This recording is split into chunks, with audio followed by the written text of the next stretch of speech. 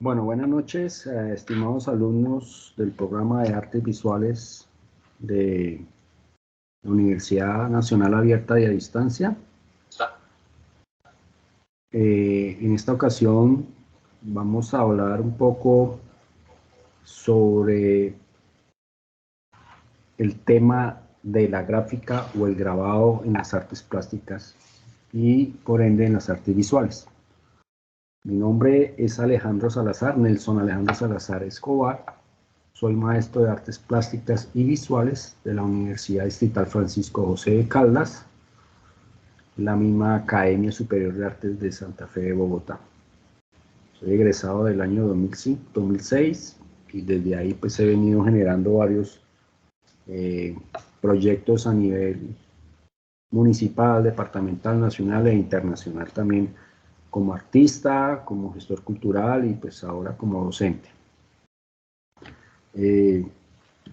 Voy a hablar en esta pequeña o en esta web lo que tiene que ver con la parte de la historia del grabado.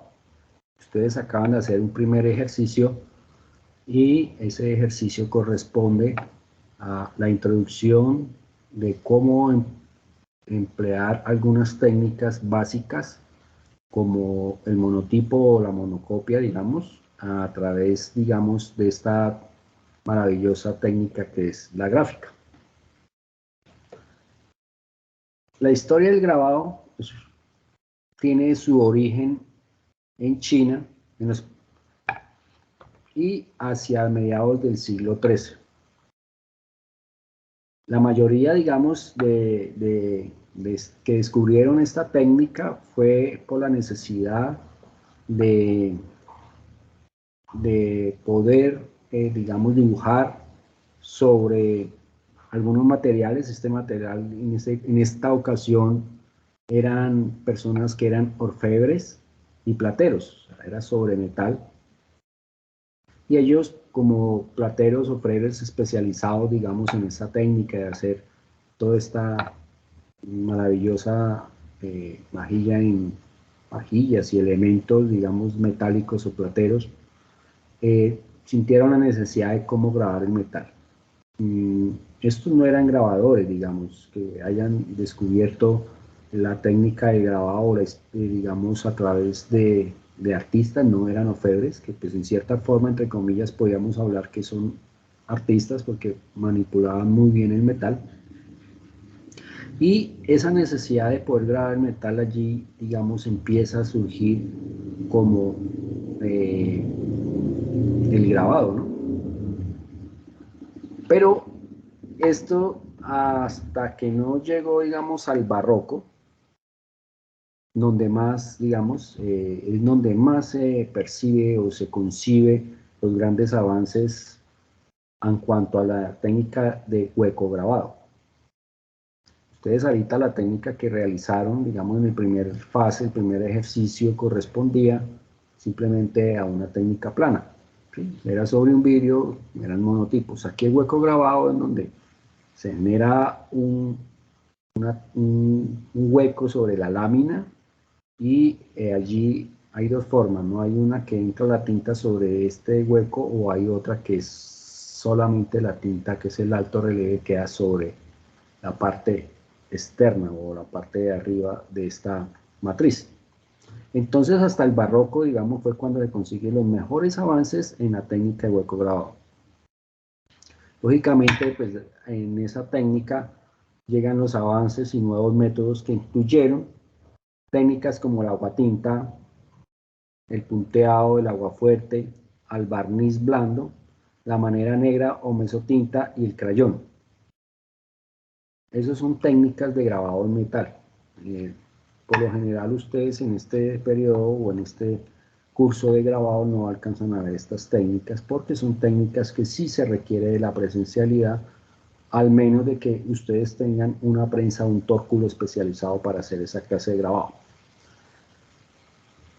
Por otro lado, digamos, el florecimiento del comercio, digamos, esto en esta época empezaron a surgir los grabados de manera muy popular y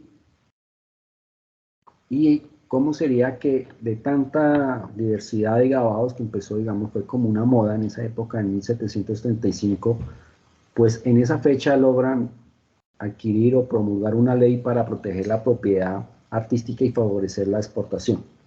O sea, esto es como los derechos de autor, ¿no? De esta manera, la producción de imágenes gráficas se bifurcaría en dos: el grabado visto como un arte reducido a la colección y la imagen gráfica producida en serie para su masificación. Esta última favoreciendo posteriormente por la imagen impresa en la litografía y la fotografía. Recuerden que la litografía no es la misma que estamos viendo en los diferentes municipios o donde nosotros vivimos, que dicen litografía, que te hacen la tarjeta, los factureros. Eso es más que todo una litografía ya más moderna en off, digamos, con una maquinaria en off. La verdadera litografía en el grabado, lito significa piedra, grafía, dibujar sobre piedra, que aún se hace grabado así. Es muy bello, es de las mejores técnicas para mí, la litografía. Y aquí también hay un tema o un concepto que tiene que ver con la reproductividad. O sea, el grabado también nace con esa necesidad de reproducir la imagen, ¿no? Cabe anotar que digamos, esta serie que se masificó, que hicieron una ley, fue mucho antes, digamos, de la imprenta. O sea, la imprenta no había llegado todavía, digamos, a esta parte de la historia. La imprenta, digamos, llega posterior al grabado. Entonces podemos decir que el grabado es mucho más antes de la imprenta, pero gracias al grabado también empieza como a surgir el término o el proceso de la imprenta. El grabado pues no lo consideraban como un arte, sino como un medio de comunicación. O sea, lógicamente, con esa técnica de hueco grabado y pues bueno, con las técnicas de agua tinta, agua fuerte, podían reproducir las cantidades que quisieran. Entonces lo veían más como un medio de comunicación. Por decir, hoy en día podríamos decir que una fotocopiadora haría lo mismo. Podemos reproducir las copias que queramos y pues se convierte en algo de masa y de una forma u otra en comunicación, ¿no? En repartir. Pero hasta 1950, con las vanguardias contemporáneas, que la tradición gráfica es desafiada por la aparición de nuevos procedimientos de reproducción y por las alternativas que se daban en los procesos convencionales. O sea, allí ya empiezan a aparecer las nuevas vanguardias contemporáneas y, pues lógicamente, la tradición gráfica se ve desafiada. La técnica de grabado tiene su origen en China a raíz de la invención del papel, en el año 105. Por su parte, en Europa, los primeros grabadores que se conocieron datan del siglo XIII.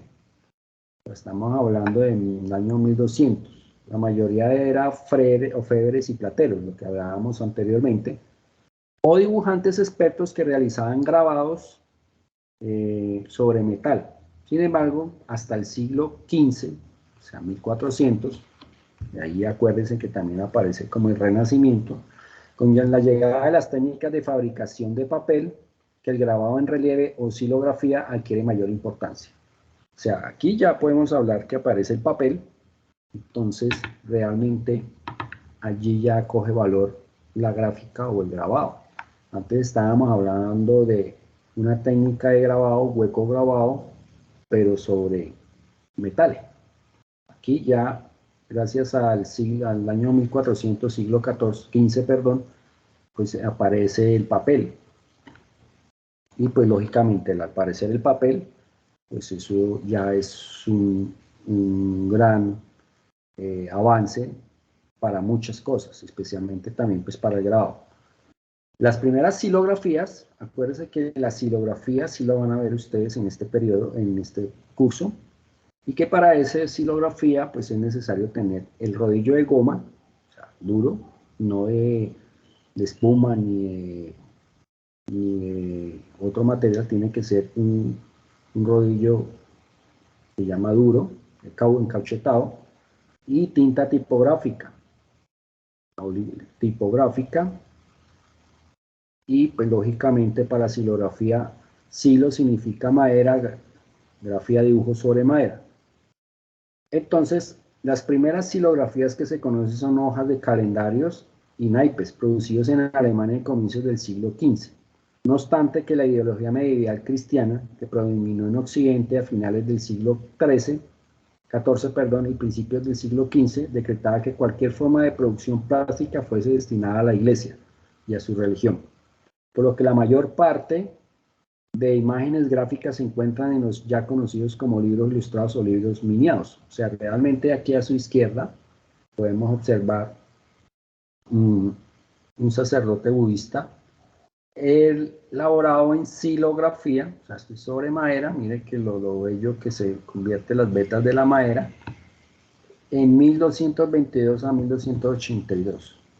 Entonces, pues estamos hablando que es una de las técnicas muy milenarias, muy antiquísimas, y que la silografía, pues, es una técnica que ustedes van a tener que desarrollar en este curso. Todas estas imágenes que estamos viendo acá son grabados de esa época, ¿no? Eso también es un grabado, pero pues esto ya es un grabado con técnicas de agua fuerte, agua tinta, mesotinta, digamos, o punta seca, ¿no? Sobre lámina, que imprimen lógicamente después en papel. Mire la belleza de lograr esto. Lograr esto no es fácil. Estas son las primeras imágenes de cartas de naipes, naipes del siglo XIII, XIV, o sea, 1400 más o menos. Son silografías sobre madera, igual el budista. Igual esto también, y que pues todo correspondía a imágenes que tenían que ver con la iglesia. Acuérdense que pues la parte cristiana fue lo más absorbente, digamos, en cuanto a los manuscritos y a poder, digamos, evidenciar la religión a través de imágenes, y pues lógicamente pues el grabado fue una parte fundamental para ellos. Los libros ilustrados o los mínimos, digamos, fueron textos bíblicos ilustrados, digamos, y gracias al grabado. Estas son imágenes que son talladas sobre bloques de madera, que pues lógicamente le dan el nombre de grabado, y que pues su nombre específicamente, el grabado es silografía. El grabado tiene varias técnicas. Está la silografía, está el linóleo o linograbado, que también lo van a hacer ustedes en este curso. Para eso, las gubias que necesitan para madera son diferentes que para linóleo. Las de linóleo son un poco más costosas y no se podrían utilizar en madera. O sea, si las utilizan sobre madera, lo pueden hacer, pero tienden a dañar esas gubias. Y esas gubias de linóleo sí son costosas. Pueden oscilar entre 100.000 pesos, 80, depende de la marca.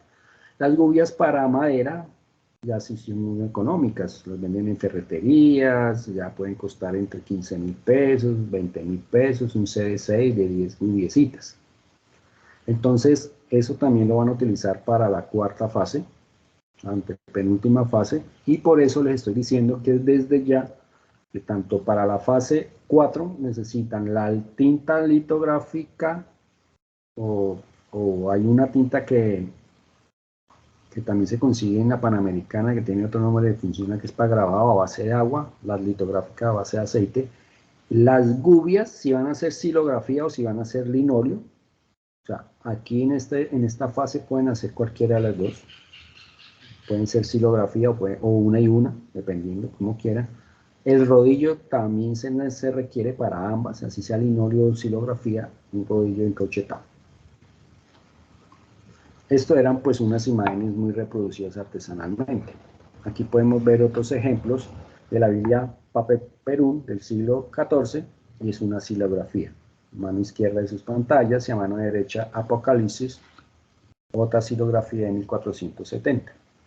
Entonces mire cómo lograban hacer esas imágenes en silografía. Bloques de madera que entintaban y luego lo traspasaban al papel o al soporte. Está Alberto Durero, San Jerónimo, en su celda, técnica al buril. Buril es un utensilio que podemos rayar el metal. O sea, esto es a punta de rayar el metal, dibujar sobre el metal, rayar, punta seca le llaman. El descubrimiento del grabado en hueco resulta difícil de otorgar. O sea, aquí no sabemos realmente si hay, digamos, un par de personajes que se le atribuyen, pero pues no hay, digamos, algo que constante realmente en la historia de a quién se le puede atribuir el grabado. Pero sin embargo, se le atribuye al orfebre Florentino Mazo Findeguerra, quien en su afán por conseguir un calco de sus niellos entintó las incisiones afectuadas en el metal y al limpiar solo la superficie dejó la tinta sobre los surcos, o sea, sobre el dibujo, para luego estamparla sobre un papel humedecido por medio de la presión ejercida de un rodillo blando. Así, el método específico de orfebres y plateros pronto se convertiría en el preferido por los artistas para la reproducción de imágenes con resultados mucho más refinados. El niello es una mezcla negra de cobre, plata y sulfuro de plomo usada como incrustación en el metal o grabado. Se puede utilizar para rellenar diseños cortados de metal. Dicen que los egipcios se acreditan, digamos, con la decoración de nielo del origen que se extendió por toda Europa durante la última edad de hierro y es común en los anglosajones, celtas y otros tipos de joyería medieval temprana. O sea, simplemente el nielo es una composición, una mezcla entre cobre, negro de cobre, plata y sulfuro, es como una especie de tinta en cierta forma, ¿no? El grabado en relieve. El grabado en relieve supone que es uno de los primeros pasos que se dieron a lo largo de la historia en el mundo del grabado, constituyendo así la técnica más antigua del grabado. Se trata de un procedimiento de grabado en que la imagen se transfiere sobre la plancha y las partes del dibujo que no se desea imprimir se eliminan mediante procedimientos mecánicos o químicos. El relieve restante es el encargado de recoger la tinta que, al recibir la presión conveniente, transporta la imagen deseada sobre el papel.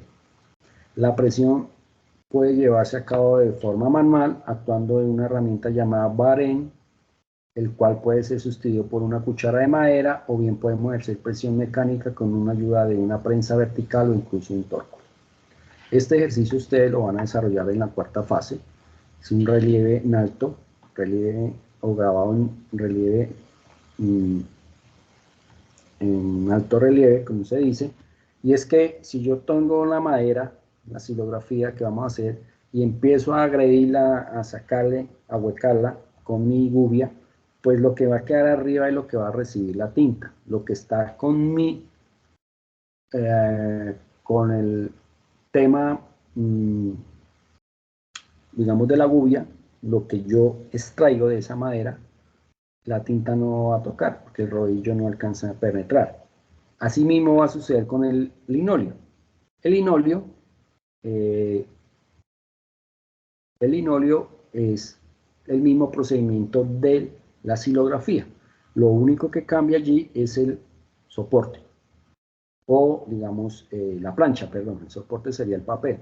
La plancha en una de estas es linóleo, o linoliti, que también se consigue, digamos, es como una especie de caucho, o la silografía, que es sobre madera. Aquí vamos a hablar un poco de la clasificación de las técnicas y procedimientos de la obra gráfica. Entonces, hay sistemas de impresión, digamos, como el relieve, en relieve o tipográfico. Ese sistema de impresión o tipográfico lo encontramos en silografía a fibra, digamos, dependiendo la fibra de la madera, pues si yo tengo un cedro, un pino, tienen excelentes texturas, es muy agradable. Hoy en día están haciendo silografía en madera, en MF, pero ahí es donde uno entra a discutir, bueno, ¿será que es silografía si hacemos en MF? Realmente el MF es una madera del futuro aglomerada hecho con partículas sintéticas y bueno, y otro tema, también se puede generar ahí. Lo único que allí sucede es que se pierde como esa textura rica de la fibra que tiene la madera. La xilografía contra fibra, bueno, ahí juegan un papel importante dependiendo de la fibra de la madera. La lineografía, linoleografía, que eso también lo van a hacer, y el camafeo. Lo que van a hacer ustedes en la cuarta es xilografía o linóleo. Antiguamente, bueno, el año pasado tenían que hacer una y una. Este era un curso diferente. Este curso fue ya diseñado, lo diseñé para este año, lo cambiamos en totalidad y pues por viendo características de muchos alumnos que viven en unas poblaciones muy apartadas, que es complejo a veces por recurso económico, porque en la población no ven ciertos elementos, este curso que o bien sea, pueden hacer xilografía o pueden hacer linóleo, cualquiera de las dos, o si quieren hacen una y una, dependiendo si tienen los materiales. ¿Listo? El otro es el hueco o calcográfico, técnicas directas como el buril, que les había mencionado, que es, el buril es como coger lo mismo de una gubia sobre la madera que voy ahuecando, pero aquí es en lugar de gubia es un buril, es un elemento de acero puntudo, a veces viene uno con punta esmeralda, digamos, pero rayamos en lugar de madera o linóleo, lo que hacemos es rayar, agredir el metal. Por lo general se utilizan metales nobles blandos como el cobre, pero el cobre es un poco costoso y difícil de conseguir. Actualmente lo hacemos en cold roll. Punta seca es como lo mismo ejercicio, o sea, utilizamos un buril, rayamos y hacemos todo el dibujo a buril, ¿sí? Como punta seca, sin químico. Manera negra, aquí es un ejercicio en la cual por medio de ácido, tinta chin, bueno, de ácido y colofonia, bueno, como el aguatinta, y se deja todo en negro, la lámina, y lo que hacemos es con un bruñidor sacar luces. Hagan de cuenta que ustedes tienen una hoja completamente al carbón, carboncillo negra, y lo que hacemos es dibujar con un borrador.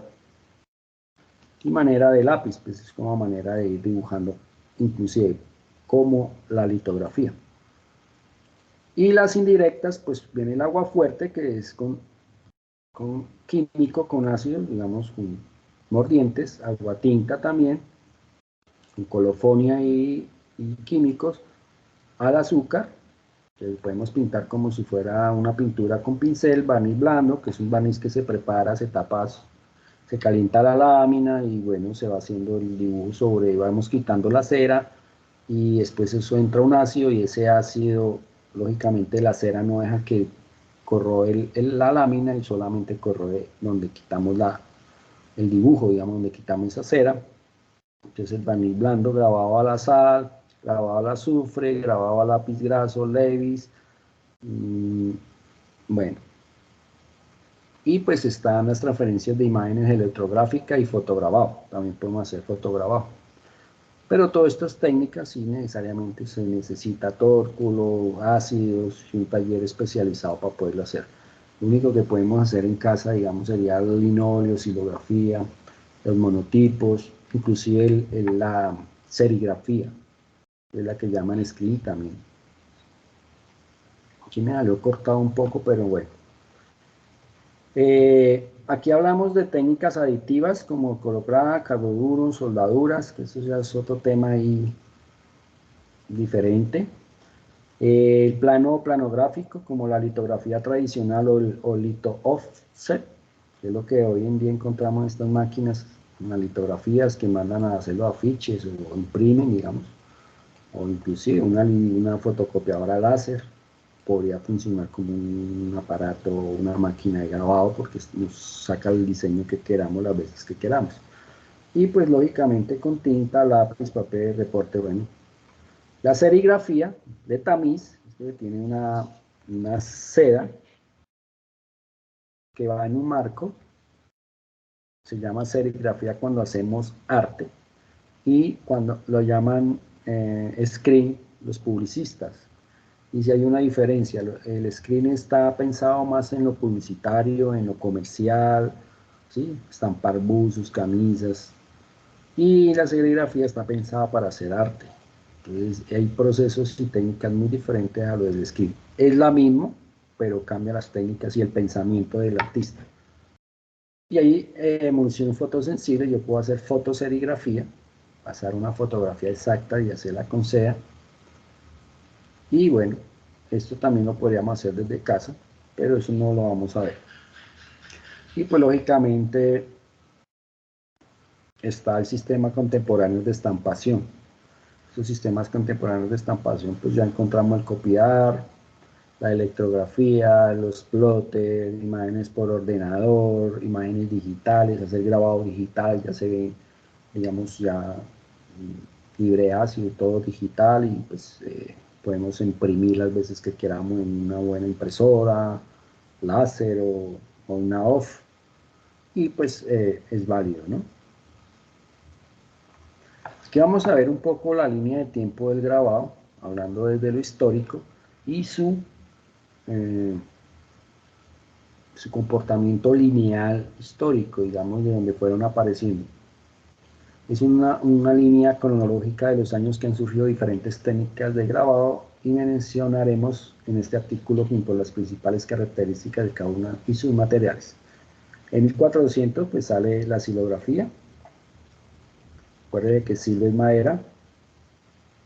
En 1466 la calcografía, otro sistema de grabado. En 1796 la litografía. Recuerde que lito es piedra sobre grafía. Eso es una piedra, realmente es, se me va el nombre, calcácea, pero pertenece a las mármol. Es un mármol, pero ese mármol no es como cualquier mármol que venden por acá. Es especial. Por lo general en Colombia no hay, toca traerlas, digamos, de México, de Europa, de otros lados. Aquí no se puede, no se consigue, digamos, como que las litografías en piedra que hay son piedras traídas de otro lado, ¿no?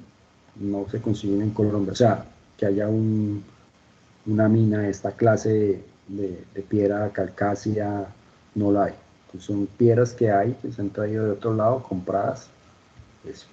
Ya en 1860 aparece el linograbado, que eso sí lo van a realizar ustedes. El linograbado, en 1960 la serigrafía, que es la que se llama popularmente el screen.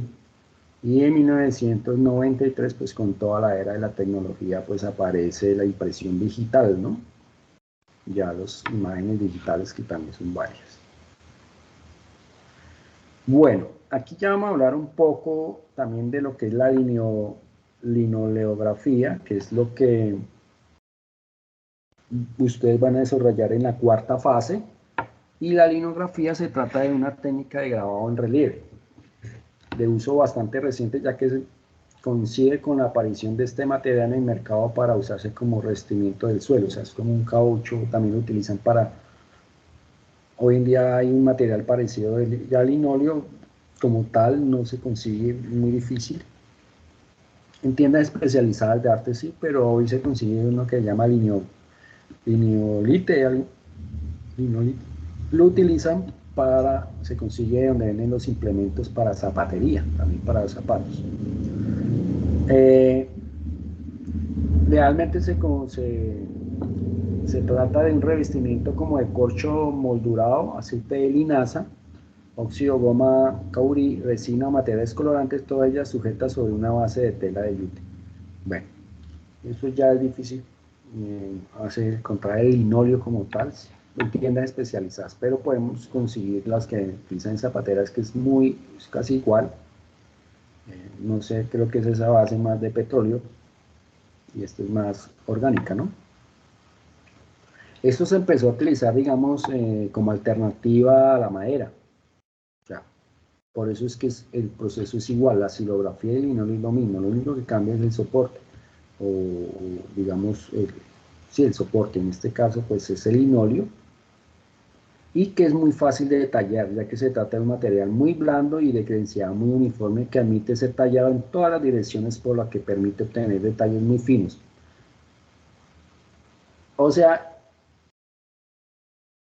estas planchas son excelentes para trabajar porque podemos vincular nuestra gubia y nuestros trazos por toda el linóleo y todas las direcciones que queramos. En la madera a veces no, porque si digamos en la silografía las fibras de esta madera están, a veces se nos estalla.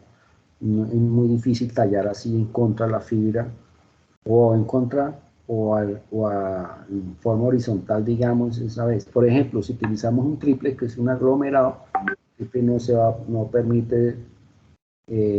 no permite, digamos, hacer el ejercicio. De hecho, pues el triple es otro aglomerado, no es como una madera. Entonces, recomiendo que utilicen, por ejemplo, el MF sí funciona, el piño, pero que utilicen maderas muy como finitas, el cedro. La imprenta, digamos, ¿cómo lo podemos pasar al papel? Pues generalmente se utiliza una prensa o un tórculo, pero realmente el mejor sistema para hacerlo es por medio de una cuchara de madera o una cuchara o un tronquito de madera. Por la parte de atrás le hacemos presión y pues lógicamente vamos obteniendo nuestra impresión. Las herramientas son las que ya les dije. Para silografía se necesita unas gubias muy afiladitas. Podemos utilizar mortor tool, lo que queramos para bisturí, punta de lanza, pero venden unas gubias como para tallar maderita pequeñitas de cabo de madera, y son esenciales para esto, para madera, y son muy económicas. Eso sí, para linóleo, las gubias en general son una marca que yo recomiendo, en las Pinball, son las más finas, costosas, pueden valer 100.000 pesos, trae 5 puntas que se van cambiando. Les aconsejo que no utilicen estas gubias para madera, solamente para linóleo, porque si la utilizan para madera las pueden partir o las pueden averiar o pierden muy rápido el filo y ya cuando van a traer linóleo ya no van a servir. Entonces, eso es porque en la cuarta fase ustedes van a tener que enfrentarse con un trabajo, bien sea en silografía, bueno, dos trabajos mínimos, bien sea en silografía o en linóleo, o pues una vez tallada la plancha, pues lo que hacemos es entintar. Esto es el rodillo encauchetado, que es fuerte, miren que no se espuma. No van a hacer esto con espuma y esa tinta porque la verdad no les va a funcionar. Tienen que hacer el trabajo del rodillo encauchetado, buscarlo por internet, bueno, por Mercado Libre, en la Panamericana, en los de Bogotá, los que están en internet, Comercial Papelera, en almacenes, en tienda Giotto, Chantré Bogotá. Entonces, tened en cuenta, este es el linóleo que está tallado con las gubias, y lo que pasa acá es saco mi tinta en un vidrio, las paso con una espátula y caliento con no mucho, simplemente es un poquito, y le doy harto rodillo. Hay que amasarla muy bien con el rodillo, que quede parejito, tanto en el vidrio como en el rodillo, y paso digamos, el rodillo sobre mi plancha, en este caso es linóleo acá, o bien sea silografía. Y ya pues ponemos el papel sobre esto, y encima, por la parte de atrás del papel, podemos poner un acetato o otro papel para no dañarlo, y le damos cuchara fuertemente. Y vamos mirando para ir pasando esta imagen al papel las veces que queramos. Y cuando vamos acá a la segunda copia, volvemos a entintar y así sucesivamente. Les recomiendo que las primeras 2 o 3 copias utilicen papel o hay carta normal, no un papel finito, porque mientras la tinta también se va a ir adhiriendo, digamos, al soporte. Y antes de entintar es muy bien que limpien muy bien con alcohol esto, o lo laven con jabón, porque pues el linóleo, a veces tenemos la mano encima cuando estábamos tallando, adquiere grasita, a veces la tinta no pega muy bien y también trae una película ahí Entonces es muy bueno que antes de entintarlo lavemos con un cepillito y agua y jabón o con un alcoholcito encima y limpiemos muy bien antes de entintar. Estas son xilografías al buril, miren todo lo que lograban. Esto es de Alberto Durero, una de las estampas más famosas. Ahora, esta es una xilografía, mire todo lo que se puede lograr. Y también podemos trabajar a color, ¿no? A 3 moldes. Yo puedo hacer una como si la madera fuera un rompecabezas. Corto la madera por cada color y después ensamblo y le voy dando entinto cada pedazo de la madera y logro toda una imagen a color. O una que se llama plancha perdida, que también la podemos hacer tanto en xilografía como en linóleo. Y es que por cada color voy entintando y vuelvo y tallo, después quito el color y al final pues ya no me queda plancha, queda toda dañada. Eso se llaman plancha perdida. ¿Por qué? Porque mi plancha ya se pierde, o sea, esta plancha ya se perdería. En una sola voy marcando, entonces voy a hacer los verdes, entonces nomás tallo lo que va de verde. Después lo negro, lo azul, lo blanco y así sucesivamente. Al final pues la plancha ya no sirve, en una misma plancha. Bueno, muchísimas gracias. Quedamos atentos a cualquier inquietud por el foro o en este caso por Teams, donde estaré resolviendo sus dudas e inquietudes y cualquier inquietud que tengan respecto a la segunda fase, pues bueno, es interesante que me lo hagan saber, no me queden con las dudas, inquietudes. Esta segunda fase simplemente es elaborar, digamos, a través del stencil. Las imágenes pueden utilizar vinilo igual, pero les recomiendo que utilicen vinilo tipo 1, comprado en las pinturas, acrílico tipo 1, no vinilo que venden en las papelerías para los niños, ni ese payasito, nada de eso no les va a servir. Compren pintura, vinilo o acrílico. Si tienen acrílicos, también lo pueden hacer con acrílicos, inclusive hasta con óleo, ¿sí? Pues el óleo porque se demora en secar sobre el papel, pero y recomendaciones de que pues toda la parte, digamos, de la cuarta fase, es necesario que ustedes adquieran los implementos, bien sea para xilografía o para linóleo. Yo les voy a enviar allí un correo con unos enlaces que tengo, uno en Facebook y otro creo que es de Instagram de aquí en Colombia, en Medellín, y bueno, no sé, venden esos materiales. La Panamericana hay veces se consigue la tinta tipográfica que le digo, no, con una que se llama Carbonel a base de agua, que es como un tubo de óleo, pero es tinta para grabado. A veces la venden en la Panamericana y los rodillos también a veces lo venden en la Panamericana. O la tinta tipográfica se consigue donde venden todos esos insumos para las litografías. Esa litografía donde hacen las tarjetas, donde hacen factureros, de los que uno va, los afiches y calendarios.